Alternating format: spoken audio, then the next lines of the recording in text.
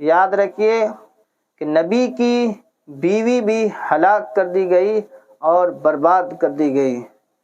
Welcome to Islamic احساس YouTube channel. آپ لوگوں کا اسلامک احساس یوٹیوب چینل پر خوش آمدید۔ بسم اللہ الرحمن الرحیم۔ آج 7واں اور 8ویں پارے کی تلاوت کی گئی۔ 7ویں پارے میں ایک آیت ہے، یا ایھا الذین آمنوا انما الخمر والمیسر والانصاب والازلام رجس من عمل الشیطان، کہ اللہ تعالیٰ نے شراب، جوا اور اس طرح کی چیزوں کو حرام فرمایا ہے اور کہا ہے کہ یہ شیطان کے گندے عمل میں سے ہے۔ اس سے ابھی ہمیں یہ سمجھنا چاہیے کہ ہمارے گھروں میں ہمارے چھوٹے چھوٹے بچے آج کل جوا میں بہت زیادہ مبتلا ہیں۔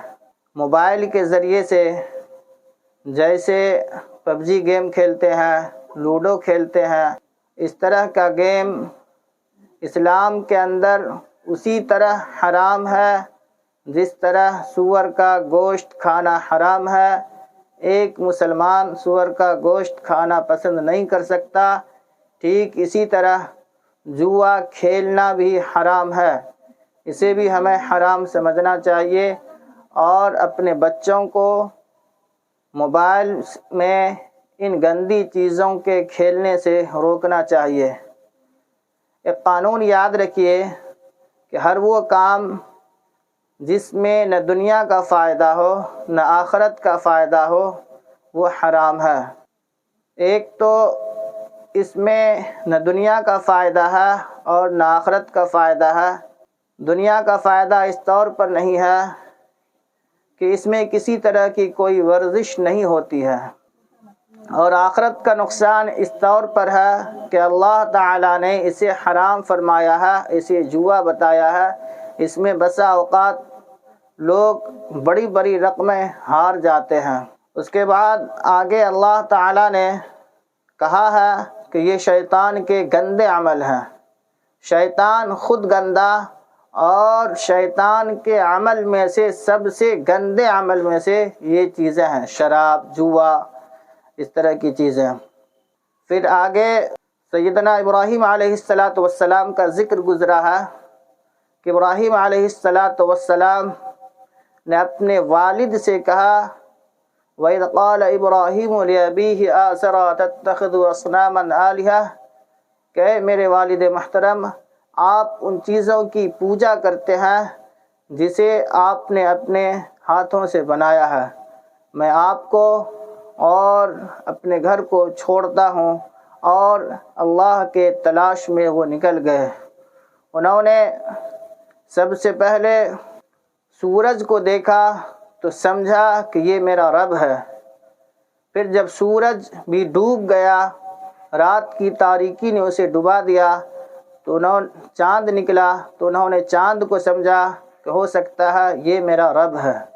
لیکن پھر چاند بھی ڈوب گیا اور انہیں اپنے رب کا پتہ نہیں چل سکا، تو انہوں نے اللہ تعالیٰ سے دعا کی کہ اللہ آپ میری رہنمائی فرمائیے، اگر آپ میری رہنمائی نہیں فرمائیں گے تو ہم گمراہ لوگوں میں سے ہو جائیں گے۔ اس کے بعد اللہ تعالیٰ نے حضرت ابراہیم علیہ السلام کی رہنمائی فرمائی، اس کا بھی ذکر گزرا ہے۔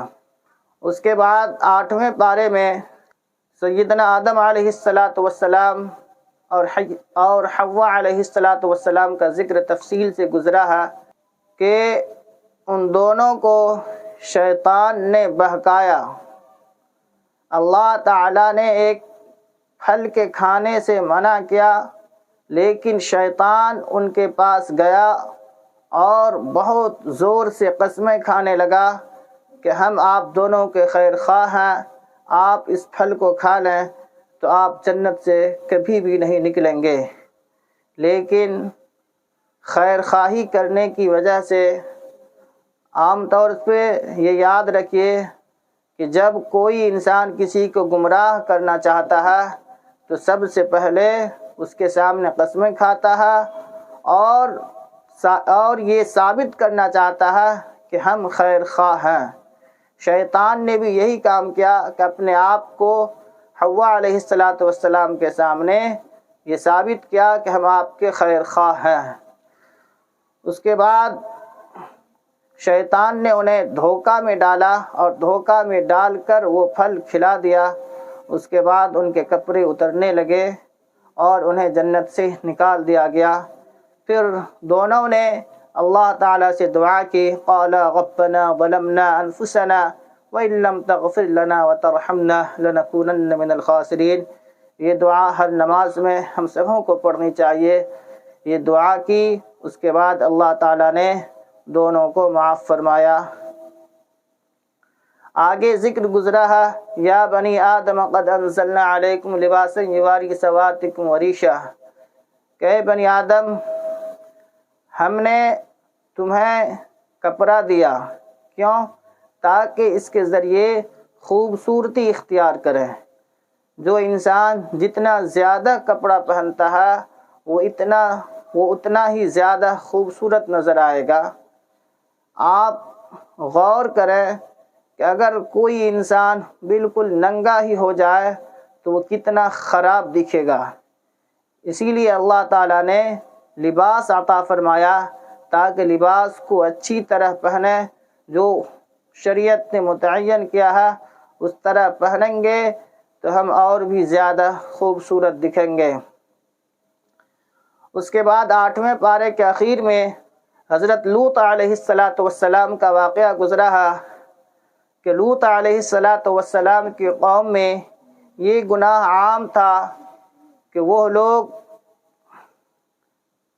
اپنی جنسی خواہشات کو اپنی بیوی کے پاس پورا نہیں کرتے تھے، بلکہ ایک مرد دوسرے مرد کے پاس جا کر کے اپنی جنسی خواہشات کو پوری کیا کرتے تھے۔ لوط علیہ السلام نے بہت سمجھایا لیکن وہ لوگ نہیں مانے، اور وہ لوگ جواب دیتے تھے کہ آپ وما كان جواب قومه الا ان قالوا اخرجوهم من قريتكم انهم اناس يتطهرون۔ وہ لوگ سمجھانے کے جواب میں یہ جواب دیتے تھے کہ انہیں اس بستی سے ہی نکال دو، یہ بہت زیادہ پاک بنتے ہیں۔ آپ بھی اگر اپنے گاؤں میں کسی کو سمجھائیں گے، نیک راہ کی طرف بلائیں گے تو لوگ اسی طرح طعنہ دیں گے، دیکھو یہ بہت نمازی بنتا ہے۔ ٹھیک اسی طرح حضرت لوط علیہ السلام کو طعنہ دیا جاتا تھا کہ یہ بہت زیادہ اللہ والے بنتے ہیں، بہت زیادہ پاک بنتے ہیں۔ لیکن لوط علیہ السلام کے سمجھانے کے باوجود وہ لوگ نہیں سمجھے تو اللہ تعالیٰ نے ہلاک کر دیا۔ بیوی کو اس لیے کہ ان کی بیوی بھی انہی بدبختوں کے ساتھ تھی اور خبریں پہنچایا کرتی تھی۔ یاد رکھیے کہ نبی کی بیوی بھی ہلاک کر دی گئی اور برباد کر دی گئی۔ تو جب لوط علیہ السلام کی بیوی کو نہیں بخشا گیا تو یاد رکھیے کسی کی بیوی کو نہیں بخشا جائے گا۔ ہاں یہ کہ اگر وہ نیک عمل کرے تو اللہ تعالیٰ انہیں بخش دے گا۔ اس لیے ہر ایک کو نیک عمل کرنا چاہیے اور برائیوں سے بچنے کی ہمیشہ کوشش کرتی رہنی چاہیے۔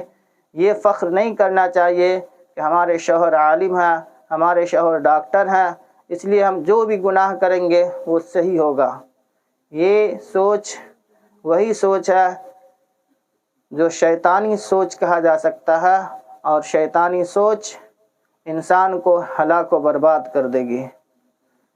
بس یہ مختصر سی تفسیر تھی جو آپ کے سامنے بیان کی گئی۔